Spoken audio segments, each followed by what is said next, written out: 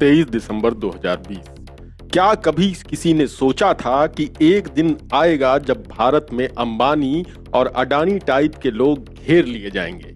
हालांकि अंबानी अडानी टाइप के लोगों को मोदी और अमित शाह टाइप के लोग वैसे ही अक्सर घेरे रहते हैं, लेकिन ये कोई नहीं जानता था कि सत्ता के दलालों के अलावा भी इन्हें कोई घेर पाएगा।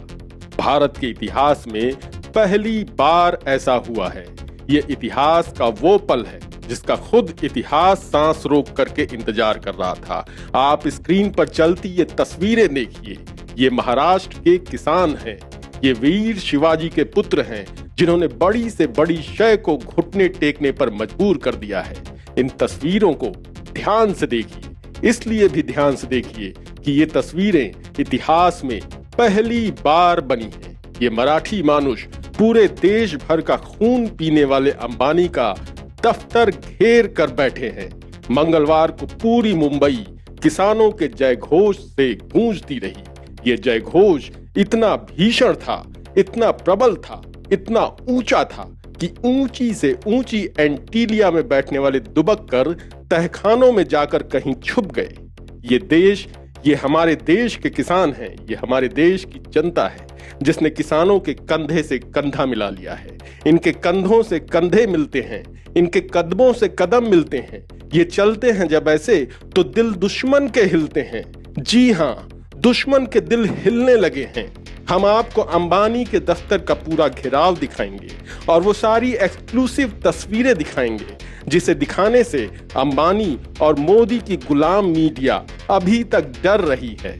लेकिन पहले देखिए, जनता की जब पलटनियां आती है तो दुश्मनों की आत्मा तक कैसे कांप जाती है। इसलिए पहले जरा देखिए कि बीजेपी दिल्ली से सांसद बना ये रमेश विधूड़ी नाम का शख्स इतनी बुरी तरह से डर चुका है कि डर के मारे इसके मुंह से किसानों के लिए गालियां निकलने लगी हैं।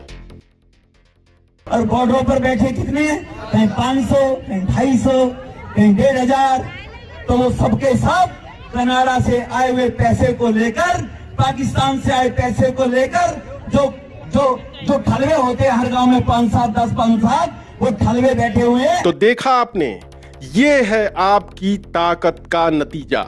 ये है भारत के किसानों की ताकत। इस ताकत के आगे बीजेपी के इस तरह के दंगाई और सांप्रदायिक हिंदुत्व के भड़वे पानी भर रहे हैं। ये सब के सब पागल हो चुके हैं। पागलपन का ही नतीजा है कि जो इन्हें अन्न देता है, जो इनकी भूख शांत करता है, जिसकी वजह से ये साहब जिंदा हैं, जिसकी वजह से इनकी सरकार बनी है, जिसकी वजह से ये सब लोग काजू की रोटी खा रहे हैं, उसी अन्नदाता को ये साहब भड़वा कह रहे हैं। ये सब सीधे इन दलालों की नाभि पकड़ लेने का नतीजा है। किसानों ने सत्ता के इन दल्लों की नाभि पर सीधा अटैक कर दिया है। ये नाभि है अंबानी। तो आइए चलते हैं एक बार फिर से मुंबई और देखते हैं वो ऐतिहासिक खबर, वो ऐतिहासिक तस्वीरें जो भारत में पहली बार बनी है। पहली बार अंबानी किसानों के डंडे के नीचे आया है। मंगलवार को मुंबई में अखिल भारतीय किसान संघर्ष समिति के तहत स्वाभिमानी शेतकरी संगठन, प्रहार संगठन, शेकाप लोक संघर्ष मोर्चा समेत कई संगठनों ने मिलकर बांद्रा स्थित मुंबई उपनगर जिलाधिकारी कार्यालय पर मोर्चा निकाला। 15,000 किसानों और किसान पुत्रों का ये मोर्चा बांद्रा के डायमंड मार्केट स्थित जियो वर्ल्ड सेंटर कॉर्पोरेट हाउस पर जाने वाला था, मगर लगता है कि मुंबई की शिवसेना सरकार ने भी कहीं न कहीं अंबानी से हाथ जरूर मिला लिया है। उद्धव ठाकरे की पुलिस ने इस मोर्चे को जियो के दफ्तर से 1 किलोमीटर पहले रोक लिया। हालांकि वहां अंबानी का दफ्तर सामने ही था। इस मौके पर शेतकारी संगठन के अध्यक्ष और पूर्व सांसद राजू शेट्टी ने कहा कि नाक दबाए बिना सरकार का मुंह नहीं खुलेगा। इसलिए उन्होंने अंबानी अडानी के कार्यालय के सामने मोर्चा निकाला है। शेट्टी ने कहा कि केंद्र सरकार जानबूझकर किसानों के आंदोलन को भड़काने की कोशिश कर रही है। अगर किसानों के आंदोलन को रोकने की कोशिश की गई तो इसके परिणाम ठीक नहीं होंगे। अब परिणाम ठीक हो या गलत, खेती पर मोदी जी ने जो काला कानून बनाया है, किसान उसका परिणाम अच्छे से जानता है। यही वजह है कि किसान कानून में बदलाव की मांग कर ही नहीं रहे हैं। उनका कहना है कि तीनों कानून सिरे से वापस लिए जाएं।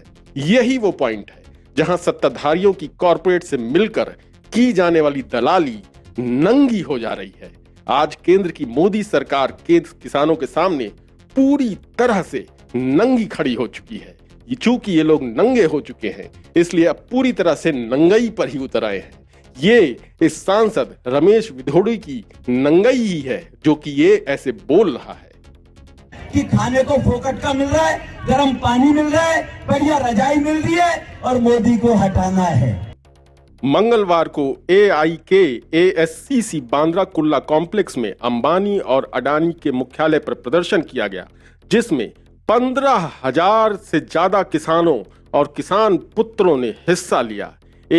AIKASCC ने किसानों की मांग के खिलाफ प्रधानमंत्री के तानाशाहपूर्ण भाषण की आलोचना की, जिसमें नरेंद्र मोदी ने कहा था कि सुधारों के अमल से उन्हें कोई नहीं रोक सकता।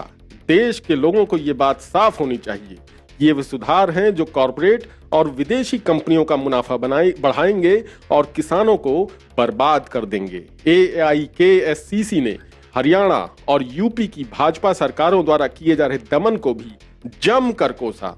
दरअसल हरियाणा में मुख्यमंत्री को काला झंडा दिखाने वाले कई किसानों को उठा करके हिरासत में ले लिया गया है। यूपी में फर्जी केस और कार्यकर्ताओं की गिरफ्तारियां चल रही हैं।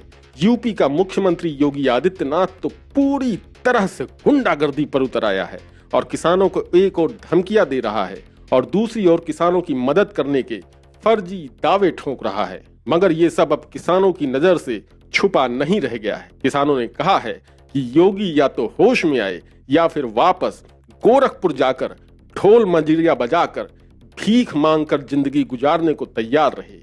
AIKASCC के वर्किंग ग्रुप ने कहा है कि कृषि मंत्री की चिट्ठी दिखाती है कि सरकार किसानों की 3 नए खेती के कानून रद्द करने की मांग को हल नहीं करना चाहती है। और तो और मोदी का मंत्री जानबूझकर बातचीत के तथ्यों को तोड़ मरोड़ कर सबको बताता है और फर्जी दावा करता है कि वो विनम्रता और खुले मन से चर्चा चाहता है। सच ये है कि AIKASCC ने और बाकी संगठनों ने सरकार को इन कानूनों को रद्द करने के लाखों पत्र भेजे हैं, जिसे सरकार ने सिरे से अनसुना कर दिया है। ये लोग सिर्फ बातचीत का नाटक कर रहे हैं। जब आंदोलन दिल्ली पहुंचा तो मोदी ने अपने नेताओं को इस पर जमकर झूठ बोलने को बोल दिया। अब ये लोग देश भर में फर्जी यात्रा निकालकर झूठ बोलने का काम कर रहे हैं। लेकिन अब सत्ता के इन दलालों की बिल्कुल नहीं चलेगी। भारत की जनता अब जाग गई है और इसकी वजह से किसान, जवान, महिलाएं, बच्चे, सब के सब लोग इन कंपनियों और उनकी सेवा करने वाली सरकारों के खिलाफ खड़े हो रहे हैं। भारत में जो आंदोलन चल रहा है उसे न सिर्फ भारत के कोने कोने से, भारत के घर घर से समर्थन मिल रहा है, बल्कि दुनिया भर के 82 देशों में मौजूद भारत के बच्चों ने भी किसानों के समर्थन में प्रदर्शन किया है। यही वजह है कि अंबानी घर में छुप कर बैठ गया है तो अडानी पंजाब और हरियाणा के अखबारों में विज्ञापन छपवा रहा है कि वो इस बिल में कहीं नहीं है। बहरहाल अंबानी, अडानी और मोदी अब किसी भी बिल में छुपे हों, किसानों ने हर बिल पर हल चलाना शुरू कर दिया है। शायद यही वजह है कि बीजेपी दिल्ली से सांसद रमेश विधोड़ी किसानों को ऐसा बोल रहा है।